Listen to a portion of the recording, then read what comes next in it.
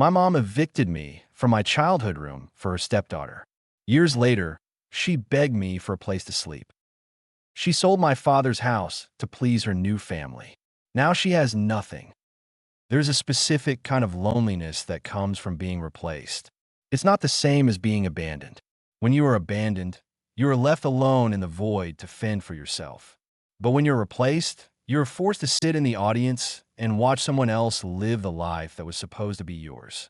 You become a ghost in your own home, haunting the hallways where you used to matter. I watched my mother give my life to two other children. I watched her give them my seat at the dinner table. I watched her give them my vacations. I watched her hand them the keys to the house my father built with his own money. And eventually, I watched her give them her entire future, betting everything on a new family while I became collateral damage. My name is Leo. I am 28 years old. I am a senior software architect for a major cybersecurity firm. I own my own home, a 4-bedroom contemporary in a quiet suburb of Seattle. I have a robust investment portfolio, a 401k that is maxed out every year, and zero debt. I built this life brick by brick, mostly alone. And last week, my mother knocked on my door with one battered suitcase, asking for a return on an investment she never made. To understand why I didn't let her in, you have to go back to the year I turned 10, the year my life split into before and after. Before, there was my father, Daniel. He died of a sudden heart attack when I was 9. He was a good man, a quiet, methodical man who worked in finance. He wasn't the type to give big, emotional speeches or hug you in public, but he showed his love through security. He bought our childhood house, a beautiful 2-story colonial with a big oak tree in the front, specifically because it was in the best school district in the state. He painted my nursery himself. He built the deck where we ate dinner in the summers. He used to tell me, "Leo, my job is to build walls around us so the world can't get in. A man provides, Leo, even when he's not there." I didn't know what he meant back then. I just knew he played catch with me every Saturday, read me books about knights and castles, and always check the locks twice before bed. He was the anchor. When he died, the walls he built didn't fall, but the gatekeeper changed. My mother, Brenda, was devastated for about 6 months. She wore black, she cried in the kitchen, and she held me tight at night, telling me I was the only thing she had left. Then, she met Greg at a grief support group. Greg was not like my father. Greg was loud. He drove a lifted truck with mud tires. He wore baseball caps backward and talked about living for today because you never know when your number is up. He had 2 kids from a previous marriage, Josh, who was 12, and Chloe, who was 11. They were brash, loud, and took up a lot of space. My mother married Greg exactly 11 months after my father's funeral. "We have to move on, Leo," she told me, packing up Dad's home office to make room for Greg's exercise equipment. "We have to be a family again. Greg is going to take care of us." But we weren't a family. They were a family. I was the accessory my mother brought into the marriage, like an old piece of furniture that didn't quite match the new decor. The desecration of my father's memory started immediately. Greg didn't like my father's taste. Too stuffy, he called it. He repainted the living room a garish beige.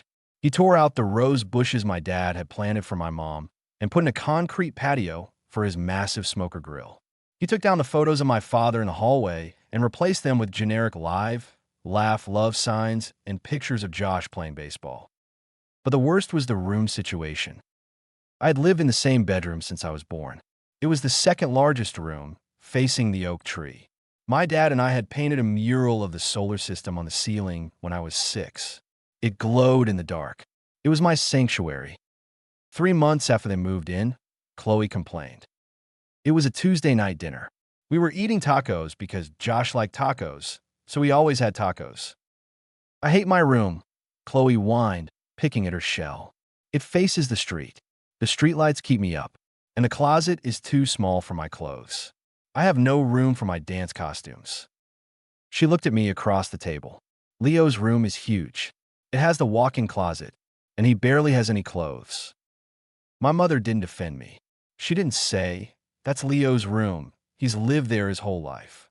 She didn't say, "That's the room his father painted." Instead, she looked at Greg. Greg shrugged. Makes sense, babe, Greg said. Chloe's a girl. She needs the space. Leo's a boy. He can sleep anywhere. My mother came to me the next day while I was doing homework. Leo, honey, she said, using that soft voice she used when she was about to take something away from me. We need to make a switch. Chloe is going through puberty. She needs more privacy and space. You're a boy. You don't need as much. Where will I go? I asked. To the guest room? Well, Josh is in the guest room, she said. And Greg need the office for his hobbies. So where? I insisted. There are no other bedrooms. The downstairs den, she said. My stomach dropped. The den was a windowless room off the laundry room in the basement. It wasn't a bedroom. It was a storage room.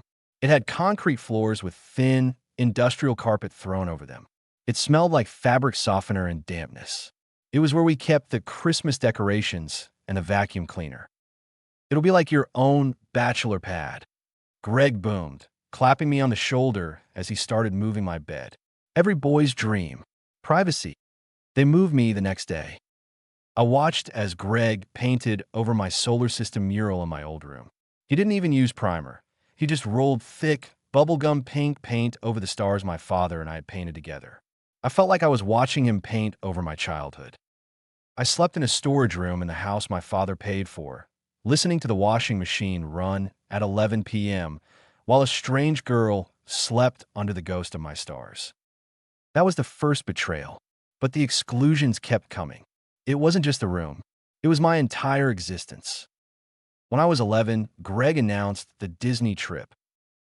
Big news, he shouted at dinner, slamming his hand on the table. I closed a big deal at the dealership. We're going to Disney World for spring break. Josh and Chloe screamed. My heart soared.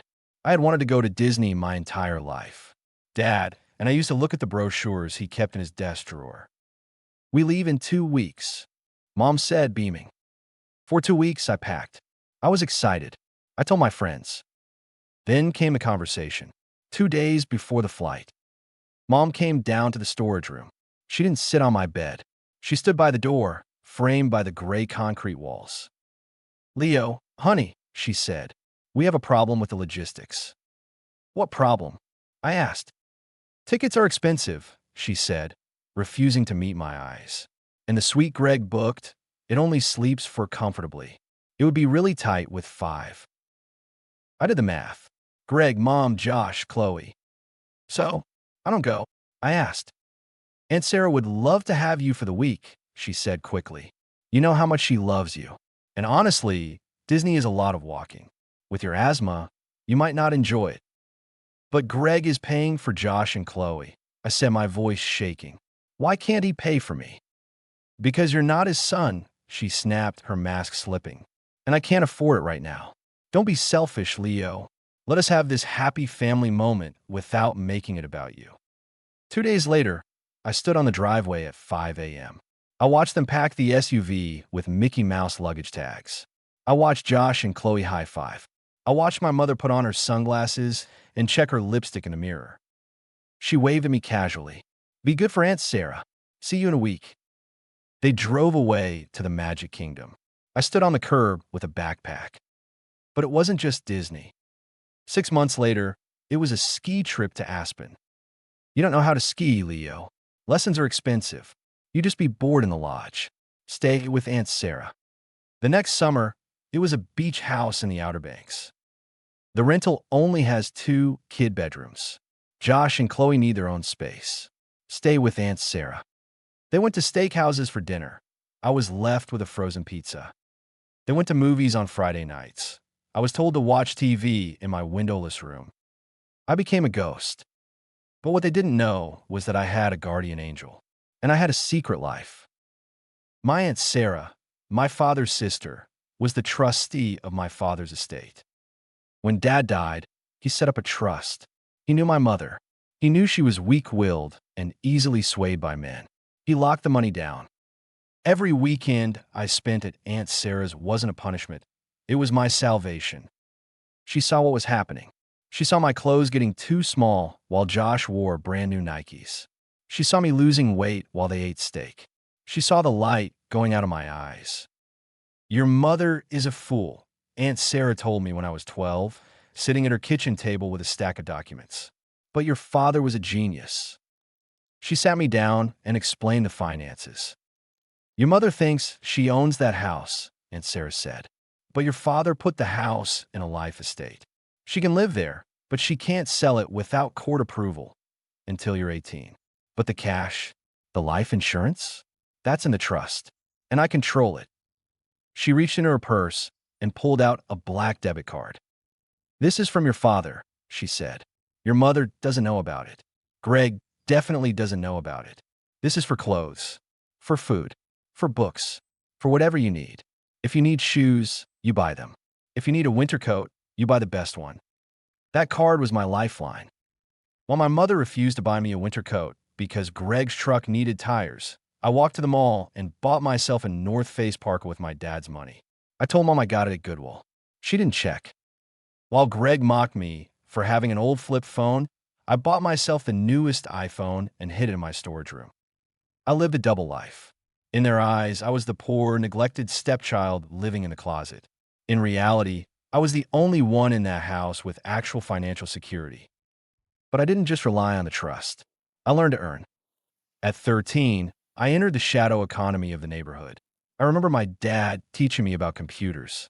I started fixing neighbors' Wi-Fi routers. I removed viruses from their laptops. I set up their printers. I charged $40 an hour. I kept my cash in a hollowed-out biology textbook in my storage room. By the time I was 15, I had saved $5,000 of my own money. I remember counting it on Christmas Eve while I heard them opening presents upstairs, presents I wasn't allowed to touch. I realized I didn't need them. I learned to cook for myself. I bought my own groceries, healthy food, not the junk Greg ate, and kept a mini fridge in my storage room hidden under a blanket. I did my own laundry because Mom forgot to wash my clothes but always washed Josh's soccer uniforms. I became invisible, and being invisible gave me power. I watched them. I watched Greg burn through money. New trucks, jet skis, a boat they used twice. I watched my mother desperately try to buy the stepkids' love. She paid for Josh's lawyer when he got a DUI. She paid for Chloe's modeling classes, which went nowhere. She was draining her own small inheritance and her salary to float a lifestyle they couldn't afford, trying to play the rich family role. When I turned 16, I made my move. I sat at Aunt Sarah's kitchen table one Sunday night. I'm done, I said. I can't live in the storage room anymore. I can't watch them go on vacations without me anymore. I can't watch my mom look through me like I'm made of glass. I've been waiting for you to say that, Aunt Sarah said. We go to court on Monday. We filed a petition for a change of physical custody. Since I was 16, the judge listened to me. I told him about the storage room. I told him about the exclusions. I told him about the neglect. My mother didn't even fight it.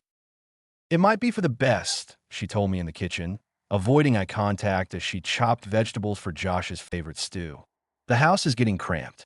Josh needs the basement for a gaming room. And you and Greg, you just don't vibe.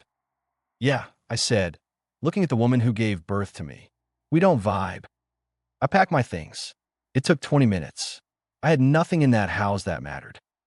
As I walked out the door, Greg was sitting on the couch watching football. See ya, kid, he grunted. Goodbye, Greg, I said. Enjoy the house while it lasts. I moved in with Aunt Sarah. It was the first time in 6 years I had a bedroom with a window. The first time I felt safe. When I turned 18, the trust fund kicked in for my education. My father had left enough to cover everything: tuition, room and board, even a modest stipend for living expenses, so I didn't have to work during the semester. I went to a prestigious university. I studied computer science, channeling all those hours spent alone in the storage room fixing laptops into a career. I graduated with honors. I got recruited by a major tech firm in Seattle before I even had my diploma. I didn't invite my mother to my graduation. I invited Aunt Sarah. When I was 22, the house situation exploded. I was in my senior year of college. Aunt Sarah called me. Your mother is petitioning the court, she said. She wants to sell the house. Can she? I asked. Technically, The life estate allowed her to live there, Aunt Sarah explained. But she found a loophole. She's claiming financial hardship. She says she needs to sell it to avoid bankruptcy. Greg retired early, and they are broke. I felt a surge of rage.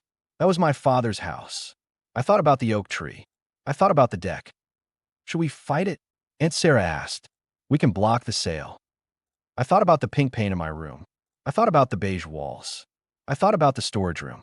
I realized that house wasn't Dad's anymore. It was just a shell. No, I said. Let her sell it. That house isn't Dad's anymore. They desecrated it. Let her cash out. Let her dig her own grave. She sold the house. My childhood home. The home my father built walls around. She sold it for $600,000. She didn't give me a dime. She didn't offer to put any of it aside for me. She claimed she needed every penny to settle debts. Instead, I heard through the grapevine what happened to the money. She paid off Greg's truck loan.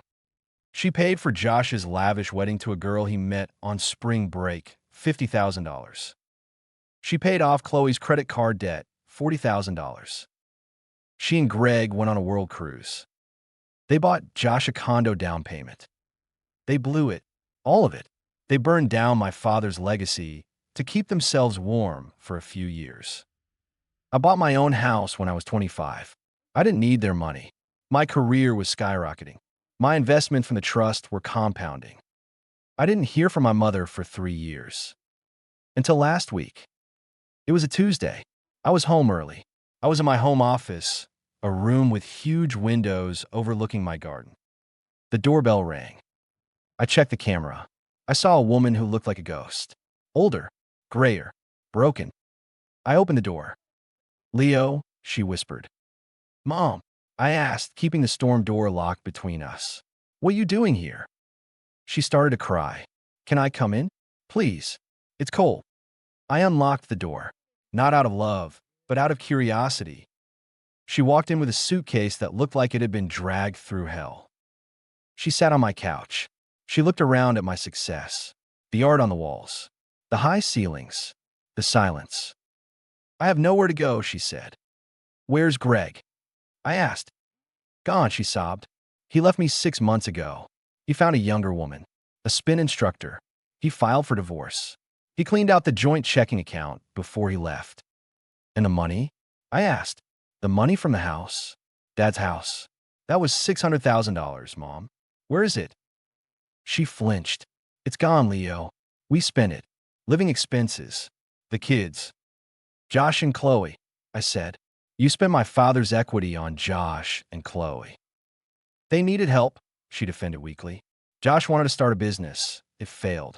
Chloe needed a down payment for her condo. So stay with them," I said. "You bought Josh a business. You bought Chloe a condo. Go live in the condo you paid for." She put her head in her hands. "Chloe won't answer my calls," she wailed. "She blocked my number. She says Greg told her I was difficult and toxic. And Josh told me that since I'm not married to his dad anymore, I'm not really his family. He said he has no obligation to me." I almost laughed. It was perfect. So I said, "You sold my father's house. You evicted me from my bedroom to give it to Chloe. You left me behind for Disney trips. You spent every cent of your wealth on those 2 kids. And now that you're broke and used up, they threw you away." "I made mistakes," she cried. "But I'm your mother. I raised you." "No," I said, my voice ice cold. "You didn't raise me. Aunt Sarah raised me. My father's money raised me. You just housed me in a storage room until I was old enough to escape." "I'm homeless, Leo," she screamed. "I have nothing. I'm 60 years old, and I have nothing." "You had a house," I said. "A house my father bought for us. You sold it to please strangers. You made an investment, Mom. You invested in Greg, Josh, and Chloe. You went all in on them. And now the market has crashed. You lost. That's not my fault." "I can't believe you're being so cruel," she whispered. "My son is rich. You have empty bedrooms." "I'm not being cruel," I said. "I'm being fair. I'm treating you exactly how you treated me. I'm prioritizing my peace. I'm prioritizing my home, just like you prioritize yours." I stood up. "I won't let you stay here," I said. "This house is mine. My father's spirit is in this house because I built it with the tools he gave me. You don't belong here. Where will I go? I'll pay for a hotel for 3 nights, I said, and I'll give you the number for social services. Aunt Sarah volunteers there. She can help you apply for low-income housing. You're sending me to Sarah? She gasped. The woman who judged me for years. The woman who saved your son when you threw him away? I corrected. Yes, she's the only one who will take your call. I called an Uber. I put her suitcase on the porch. Leo, she said, standing in the driveway, looking small and defeated. I'm sorry about Disney. I'm sorry about the room. It's too late for apologies, Mom, I said. The storage room is closed. I watched her get into the car. Aunt Sarah called me yesterday. Mom is living in a government-subsidized efficiency apartment. She works part-time scanning tickets at a movie theater. She tells anyone who will listen that her son is a cruel, ungrateful millionaire who stole her future. Let her talk. I'm busy planning a trip. Next week, I'm taking Aunt Sarah to Disney World. First class, the best suite in the hotel, and we aren't taking anyone else. Have you ever felt like the replacement child in a blended family? Do you think Leo was right to turn his mother away after she sold his father's house? If you believe that you reap what you sow, hit that like button and subscribe. #BlendedFamily.